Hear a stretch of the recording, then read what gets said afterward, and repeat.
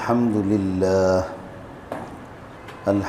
لله نحمده ونستعينه ونستغفره ونؤمن به ونتوكل عليه ونعوذ بالله من شرور أنفسنا ومن سيئات أعمالنا من يهده الله فلا مضل له ومن يضلله فلا هادي له ونشهد أن لا إله إلا الله وحده لا شريك له ونشهد أن سيدنا وسندنا وحبيبنا وشفيعنا ونبينا ومولانا محمدا عبده ورسوله صلى الله تعالى عليه وعلى آله وأصحابه وبارك وسلم تسليما كثيرا كثيرا أرسله الله تعالى إلى كافة للناس بالحق بشيرا ونذيرا وداعيا إلى الله بإذنه وسراجا منيرا أما بعد فأعوذ بالله من الشيطان الرجيم بسم الله الرحمن الرحيم يا أيها الذين آمنوا كتب عليكم الصيام كما كتب على الذين من قبلكم لعلكم تتقون أياما معدودات وعن النبي صلى الله عليه وسلم أنه قال الصوم جنة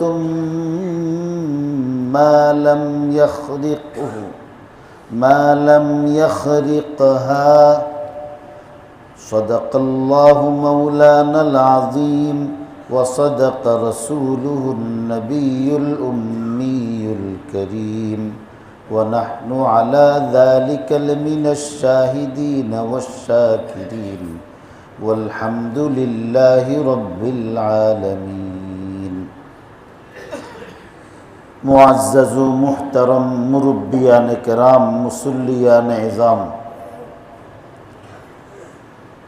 আল্লাহ পাক রব্বুল আলামিন পবিত্র রমজানুল মুবারকের শুক্রবার দিন জুমার নামাজ আদায় করার জন্যে আমাকে আপনাকে আল্লাহর ঘর মসজিদে উপস্থিত হওয়ার যে তৌফিক দিয়েছেন এই জন্যে সকলেই আল্লাহ তাআলার শুকরিয়া আদায় করি আলহামদুলিল্লাহ।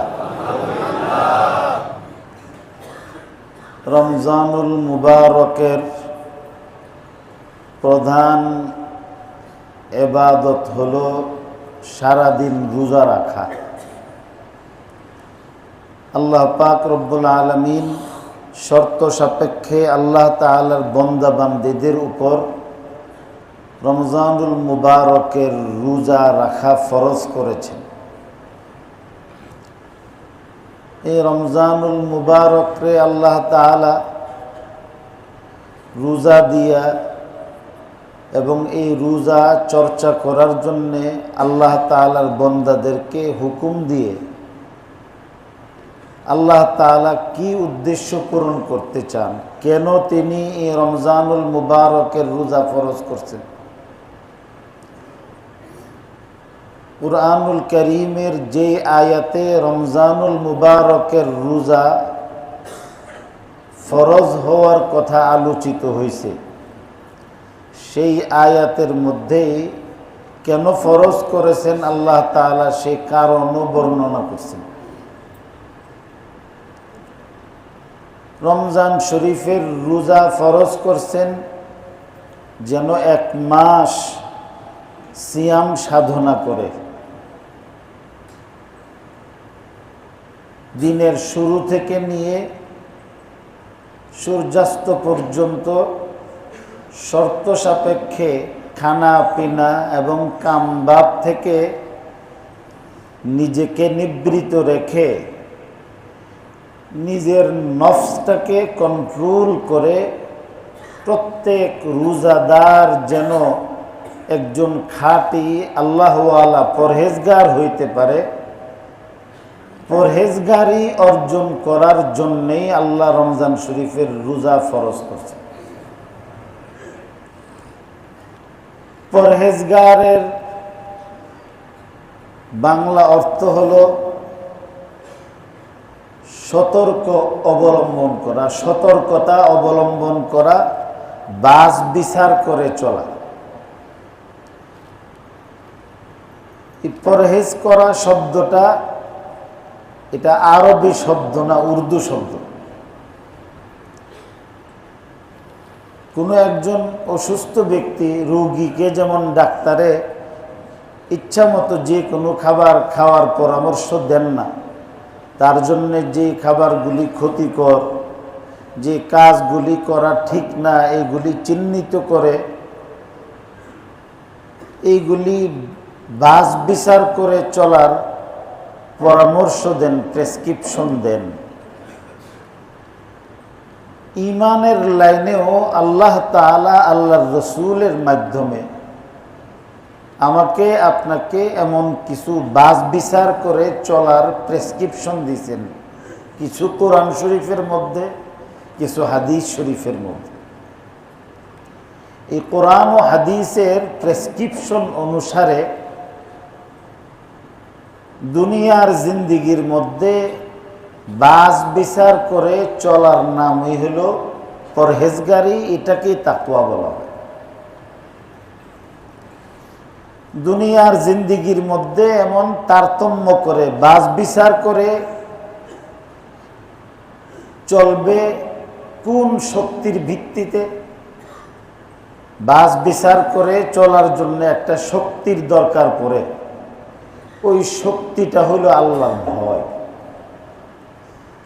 যার ভিতরে আল্লাহর ভয় থাকবে, আল্লাহর প্রতি যার আজমত ওয়াকার থাকবে, ভক্তি শ্রদ্ধা থাকবে, আল্লাহ তাআলার প্রতি যার সম্মান থাকবে, বিশ্বাস থাকবে, ঈমান থাকবে, জাহান্নামের আগুনের ভয় যাদের মধ্যে থাকবে, এই লোকগুলি আল্লাহর শাস্তি, জাহান্নামের কঠিন আযাব থেকে বাঁচবার জন্যে দুনিয়ার জিন্দিগিতে কোরআন হাদিসের প্রেসক্রিপশনের বাইরে চলে না, কোরআন হাদিসের প্রেসক্রিপশন অনুসারে চলে। এরাই পরহেজগার। দুনিয়ার জিন্দিগিতে চলতে গিয়ে কখনো কখনো আল্লাহ তাআলার ভীতি, আল্লাহর ভয়, জাহান্নামের ভয়, কোরআন হাদিসের প্রেসক্রিপশন, তার শিক্ষা, তার দীক্ষা, আল্লাহর হুকুম, নবীর তরিকা, এইগুলির মধ্যে কখনো কখনো গাফলতি সৃষ্টি হয়। 11 মাস চলতে চলতে মানুষের এই ইমানি শক্তিটা যখন দুর্বল হয়ে যায়, তখন আল্লাহ তাআলা রমজানুল মুবারকের 1 মাস প্রশিক্ষণ নিয়া, রোজার প্রশিক্ষণের মাধ্যমে আমাদের ইমানের লাইনে যা কিছু জটিলতা সৃষ্টি হয়েছেন, আল্লাহ এটার সার্ভিসিং করে দেন। এবং এই রমজান শরীফের রোজা রাখার দ্বারাতে 11 মাস যত গাফলতি, যত খারাপি, ইমানের উপর, আমলের উপর যত ধুলাবালু, আবর্জনার স্তূপ যে মূল ইমানটাকে, ইমানের স্পিরিটটাকে যে বাধাগ্রস্ত করে ফেলে, তো রমজান শরীফের রোজা রাখার দ্বারাতে এই ঈমান আবার তার আসল রূপ ফিরে পায়। এই জন্যে রমজানুল মুবারকরে আল্লাহ তাআলা আমার আপনার সংশোধনের জন্যে, আমার আপনার ইমানের লাইনের সার্ভিসিং করবার জন্যে আল্লাহ তাআলা এটা দিচ্ছে। এই রমজান শরীফে রোজা রাখার দ্বারাতে আল্লাহর ভয় অন্তর থেকে চলে যাওয়ার, জাহান্নামের ভয় অন্তর থেকে চলে যাওয়ার সবচেয়ে বড় দুইটা শত্রু, যেই দুই শত্রুকে মানুষ চোখে দেখে না, অদৃশ্য, ওই দুইটা শত্রুকে পরাভূত করার ইমানই একটা অবিস্মরণীয় অতুলনীয় পাওয়ার হাসিল হয়। মানুষের সবচেয়ে বড় শত্রু দুইটা, একটা হইল শয়তান, যে শয়তান সম্পর্কে আল্লাহ তাআলা কোরআন শরীফের মধ্যে বারবার বলছেন, ইন্নাশ শাইতানা লাকুম আদুউম মুবিন, নিশ্চয়ই শয়তান তোমাদের স্পষ্ট শত্রু। সে ডিক্লার দিয়ে আমার আপনার বিপক্ষে লাগছে। আল্লাহ তাআলা যেদিন শয়তানকে জান্নাত থেকে বিতাড়িত করছেন, ওই দিন সে আল্লাহ তাআলাকে চ্যালেঞ্জ করছেন, সুম্মা লাআতিয়ান্নাহুম মিন বাইনি আইদিহিম ওয়া মিন খালফিহিম ওয়া আন আইমানিহিম ওয়া আন শামাইলিহিম ওয়ালা তাজিদু আকসারাহুম শাকিরিন। আল্লাহ, যে আদমের জন্যে তুমি আমাকে চিরশান্তির নিবাস জান্নাত থেকে বহিষ্কৃত করলা, এই আদমের পেছনে আমি এমনভাবে লাগবো, লাআতিয়ান্নাহুম মিন বাইনি আইদিহিম ওয়া মিন খালফিহিম, মানুষের সামনে দিয়েও আক্রমণ করব, পেছন দিক থেকেও আক্রমণ করব, ওয়ান আইমানিহিম ওয়ান শামাইলিহিম, ডান দিক থেকেও আক্রমণ করব, বাম দিক থেকেও। তো সামনে পেছনে ডানে বামে সর্বদিক থেকে এমনভাবে সারাশি আক্রমণ করব, ওয়ালা তাজিদু আকসারাহুম শাকিরিন, অধিকাংশই দেখবে আল্লাহ তোমার এই বন্দারা আমার দলের হিজবুশ শাইতানের সদস্য হবে, হিজবুল্লাহর সদস্য হইত না। হাদিসে পাকে রাসূল করিম সাল্লাল্লাহু আলাইহি ওয়াসাল্লাম শয়তানের এই চ্যালেঞ্জটাকে আরো স্পষ্ট ভাষায় বলছেন। শয়তানে আল্লাহর কসম খাইছে, বলছে, ওয়া ইজ্জাতিকা ওয়া জালালিকা ইয়া রাব্বি, কসুর হইল মানুষ বালা। আমাদের দেশে একটা কথা আছে যে শয়তান আল্লাহর নাফরমান, কিন্তু তারপরও সে বলে যে ইয়া রব্বি, মানে আমার রব, মানে সে এটা জানে যে আল্লাহর নাফরমানি করতেছে, কিন্তু তারপরও আল্লাহ হেরে ফালতেছে, আল্লাহ যে তাকে পালতেছে। আল্লাহ যদি তাকে না পালতো তাহলে আল্লাহর রাজত্বের মধ্যে তার চলাচল করার কোনো সুযোগ ছিল না, এটা আবার স্বীকার করতেছে। তো সুর হইল শয়তান ভালো, ওয়া ইন্নাহু সাদাকা ওয়া ইন্নাহু লাকাযুব, সে মহামিথ্যুক কিন্তু তারপরও সত্য কথা বলতেছে। সুরও কোনো সময় বালা কাজ করে। বাড়ির মধ্যে চুরি করতে ঢুকছে, তো চিন্তা করলো যে আজকে রাতের বেলা সব নিয়ে যাইব। এমন চোরের ঘটনা আমরা শুনছি যে আপনার চুরিদারি করে সব নিয়ে গেছে, তো সেই সময় কি খাইব, বাংতি কিছু টেহাত হয়ে গেছে। ব্রাহ্মণবাড়িয়া একবার এক বাড়িতে ডাকাতি হয়েছে, এক ডাক্তার সাহেবের। ডাকাতে সব কিছু নিয়ে যখন ঘর থেকে বের হয়ে গেছে, তা আবার ফিরে আসছে, এসে বললেন যে সকালে চেম্বারে গেলেই তো আর রুগী আসবে না, আজ থেকে 40 বছর আগের ঘটনা। তো যে চেম্বারে গেলেই তো রুগী আসবে না, তো সকালে নাস্তা করবেন, কিনেন, 200 টাকা দিয়ে গেলাম। সকালবেলা বউ বাচ্চা নিয়ে খাইব কি, প্রেসক্রিপশন লেখলে এনে পয়সা পাইব, তো এই জন্য 200 টাকা দিয়ে গেছে। কি দরদি রে, 200 টাকা দিয়ে গেছে। তো শয়তানে চ্যালেঞ্জ করতেছে আল্লাহকে, আল্লাহর সঙ্গে নাফরমানি করতেছে, আবার এটাও স্বীকার করতেছে যে আল্লাহ তুমি তো আমারে পালতেছ। তো বলতেছে ওয়া ইজ্জাতিকা ওয়া জালালিক ইয়া রব্বি, যে আল্লাহ হে আমার পালনেওয়ালা, লালন পালনকারী প্রভু, তোমার ইজ্জত, তোমার সম্মান আর তোমার মাহাত্মের শপথ খেয়ে আমি বলতেছি, লা উগফিয়ান্নাহুম মা দামাতিল আরওয়াহু ফি আজসাদিহিম, লা উগফিয়ান্নাহুম মা দামাতিল আরওয়াহু ফি আজসাদিহিম।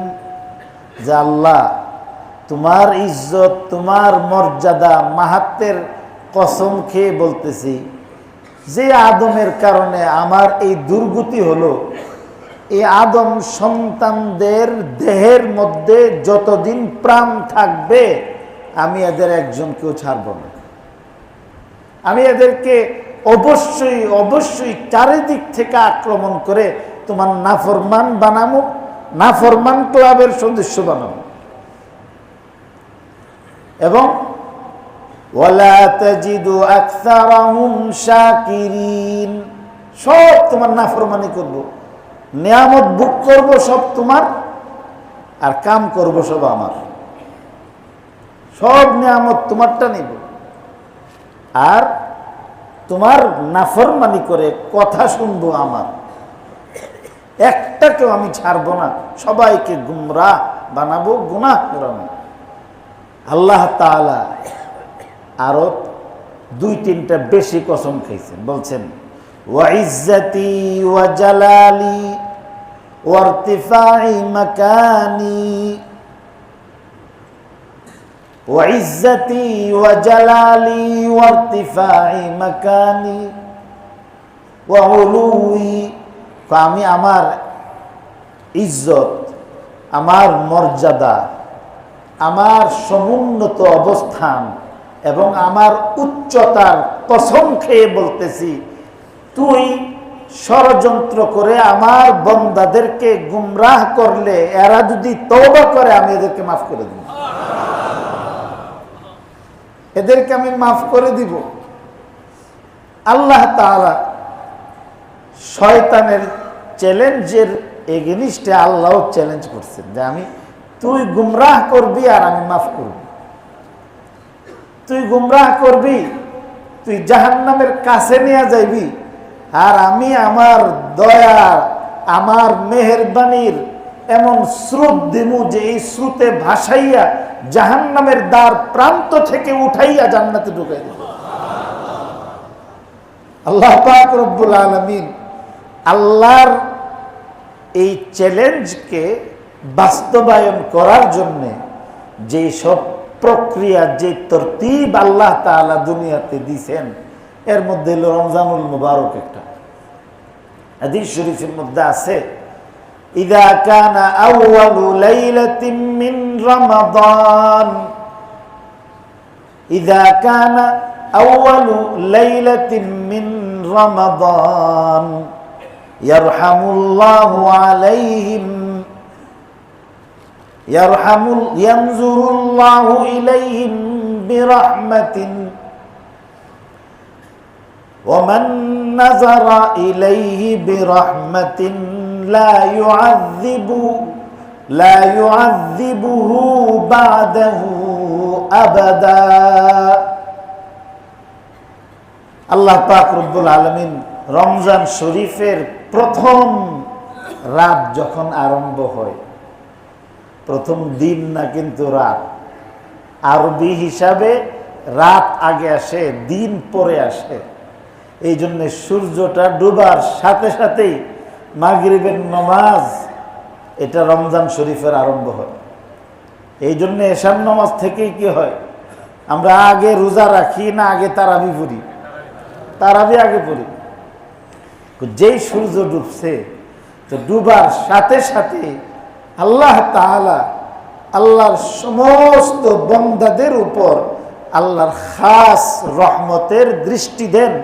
আল্লাহর রাসূল সাল্লাল্লাহু আলাইহি সাল্লাম ফরমান, আল্লাহ তাআলার রহমতের দৃষ্টি যার উপর পড়বে আল্লাহ তারে আর আযাব দিবেন না। ওয়ামান নাযারা ইলাইহি বিরাহমাতিন লা ইউআযযিবুহু বাদাহু আবাদা। শাস্তি দিবেন না, মানে কি? এই রমজানুল মুবারকের আল্লাহ তো মাফ করার বাহানা খুঁজেন, রহমতে হক বাহানা মিজুয়ান, যে আল্লাহ তাআলা দয়া করবার জন্যে, আল্লাহর মেহেরবানি আমাকে আপনাকে দেওয়ার জন্য সুযোগ বিচারেন, যে আরে চাস না। তো এই জন্যে এই রমজানুল মুবারকের একটা স্পেশাল অফার হলো আল্লাহ পাক রব্বুল আলামিন রহমত নাজিল করেন, আর আল্লাহর রহমতের এই দৃষ্টি যার উপর পড়বে সেই ব্যক্তি আল্লাহর আযাব থেকে মাহফুজ হবে, আল্লাহ আযাব থেকে বাঁচায় দিবেন। এই রমজান শরীফের মধ্যে আমার মতো আপনার মতো অনেক গাফেল লোক আছে, যে আল্লাহ রহমত দিবার জন্য ডাকতেছে, তার খবর নাই। এক চশমে জদন গাফিল যা শাহনবাশি, এক চশমে জদন গাফিল যা শাহনবাশি, शायद के निगाहे कुनद आगाहे नबाशी, शायद के निगाहे कुनद आगाहे नबाशी। কোন সময় আল্লাহ আমারে মাফ করব? আল্লাহ তো কারোর চাকরি করেন না, কারোরটা খান না, পড়েন না, তিনি কারোর কাছে দায়বদ্ধ নন। কোনো কিছু তার উপর আবশ্যক নয় যে তিনি করতেই হবে। তার ইচ্ছা হলে সবাইকে আযাব দিতে পারেন, জুলুম হবে না। ইচ্ছা করলে তিনি সবাইকে মাফও করে দিতে পারেন, কারোর কোনো হক নষ্ট হইতে না। তিনি সেই পবিত্র সত্তা, তিনি স্বয়ং সম্পূর্ণ। তিনি যেমন ছিলেন এমনই আছেন। তিনি যা চান তাই করেন, তিনি যা চান তাই হয়, তিনি যা চান না কিছুই হয় না। তো সেই মহান সত্তা কোন সময় আমার দিকে দৃষ্টি দিব আমি তো জানি না। এই জন্য সব সময় আমি তৃষ্ণার্ত চাতকের মতো পানির আশায়, আল্লাহর রহমতের আশায় অপেক্ষমান থাকতে হইব, যে হইতে পারে যে মাহবুদে আমার দিকে রহমতের দৃষ্টি দিছে, আমার খবর নাই। তো এই জন্যে বলছেন, একটা মুহূর্ত আল্লাহর খাস বান্দারা আল্লাহর ধ্যান থেকে গাফেল হয় না। আর আমাদের জিন্দেগি হইল যে আমরা সারা দিনের মধ্যে এমন কয়েকটা মুহূর্ত আমরা বাইর করতে পারি না যে সময় আল্লাহরে ধ্যান করি। এই জন্যে বুজুর্গ বলতেছেন, এক চশমে জদন গাফিল যা শাহে নবাশি, এক চশমে জদন গাফিল যা শাহে নবাশি। মুহূর্তের জন্য আল্লাহর দয়া পাইবা কি না পাইবা এই চিন্তা করে গাফেল হওয়া ঠিক না। সব সময় গাফলতি থেকে নিজেরে বাঁচায় রাখতে হবে। কেন? তুমি অপেক্ষা করতে করতে হঠাৎ করে একটু গাফেল হইছো, এই সময় আল্লাহর দয়া আইছে, তো তোমার জন্য যা দিছিল ফেরেশতা আয়া দেখলো যে তুমি নিতে পারলা না। शायद के निगाहे कुनद, शायद के निगाहे कुनद आगाहे नबाशी, হইতে পারে আল্লাহর রহমতের দৃষ্টি তোমার উপর পড়ছে, তোমার খবর ছিল না। এই জন্য সব সময় সতর্ক সজাগ থাকা, কিন্তু গাফলতিতে আইসা পড়ে, আমার আসে আপনার আসে। এই জন্যে রমজান শরীফে আল্লাহ তাআলা স্পেশাল ভাবে ইযা কানা আউয়ালু লাইলাতিন মিন শাহরি রমাদান ইয়ামুরুল মালাইকাতা বিল ইস্তিগফারি লাহুম, রমজান শরীফ আরম্ভ হওয়ার সাথে সাথে আমার মতো আপনার মতো গাফেলগুলিরে সজাগ করবার জন্য আল্লাহ ফেরেশতাদেরকে হুকুম দেন যে আমার রোজাদার বান্দাদের জন্য তোমরা ইস্তিগফার করতে থাকো, দোয়া করতে থাকো, এরা যেন জায়গার মধ্যে ফিরে আসে।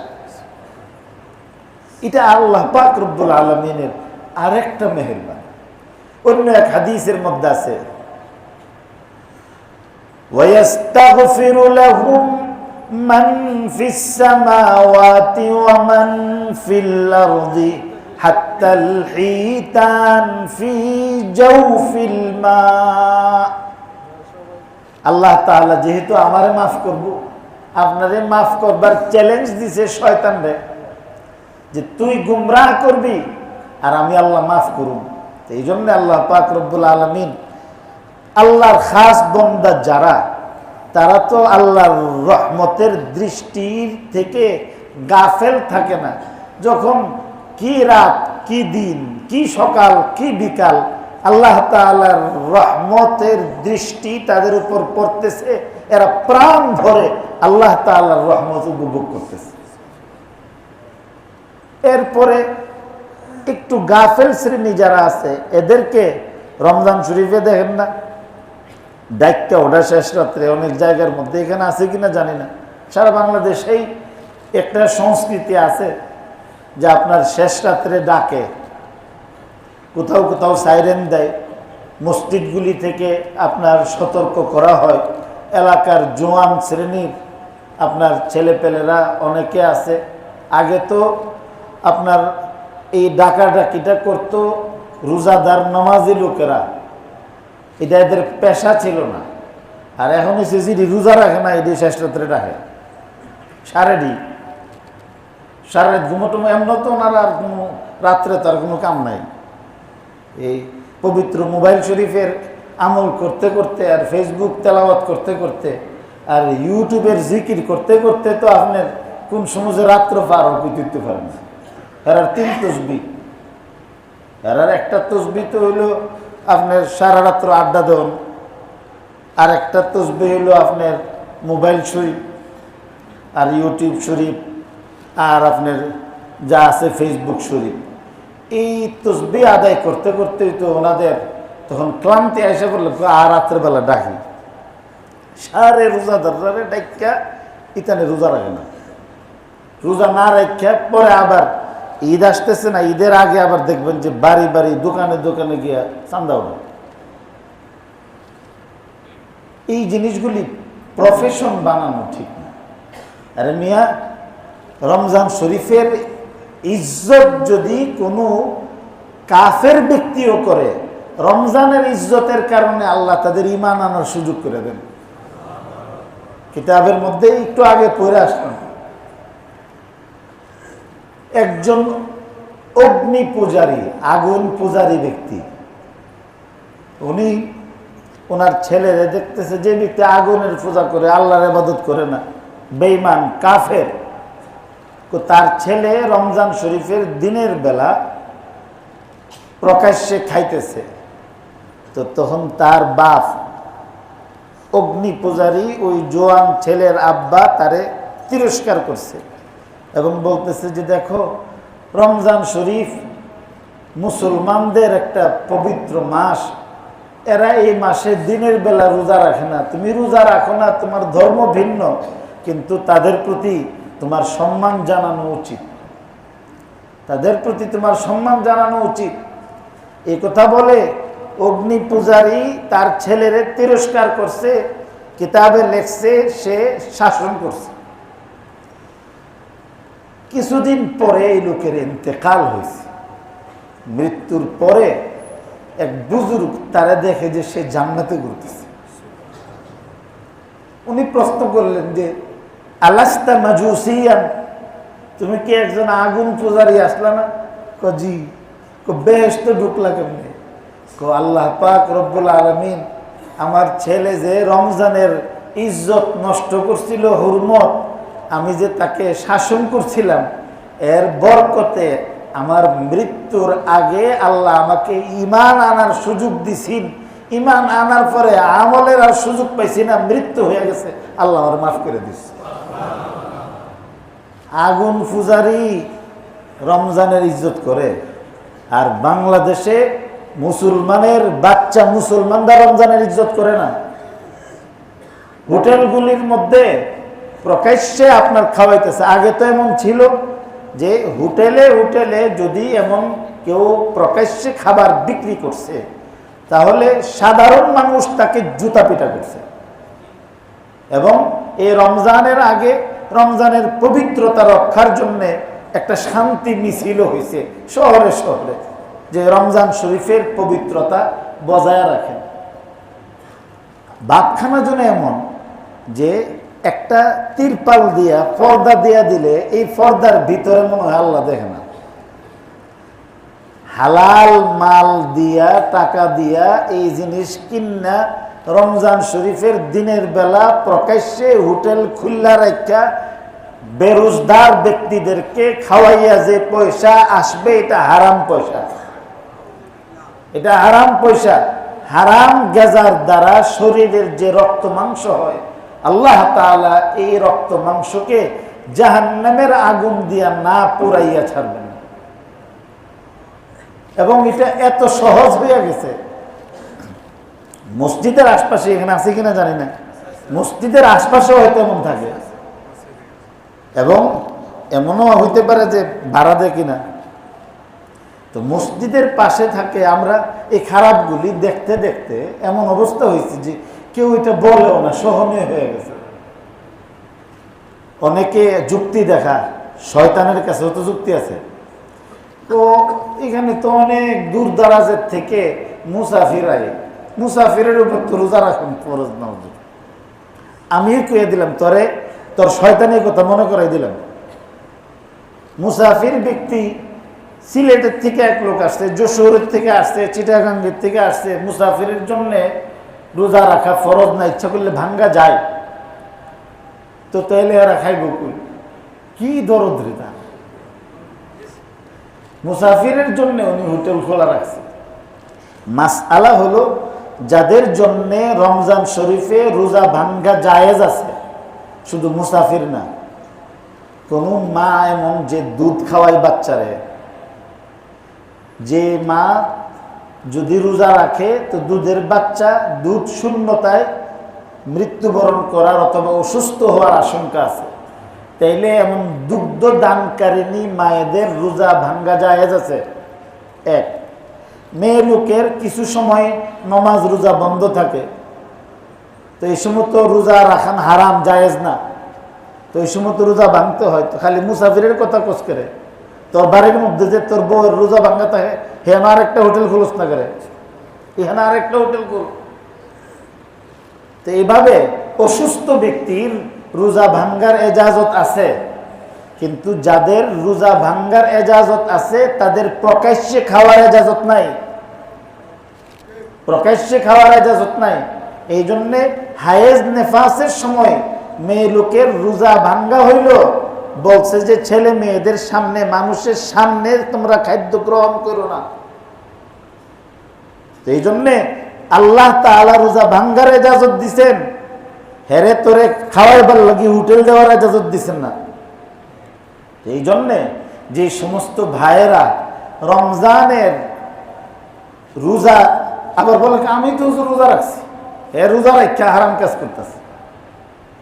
বলছেন যে এটা এমন একটা ব্যক্তি যে অন্ধ ব্যক্তির হাতের মধ্যে যদি কুপি থাকে, তার নিজের কোনো চক্ষু নাই, ইয়াহতাদি বিহি ইউহতাদা বিহি ওয়া হুয়া লা ইয়াহতাদি।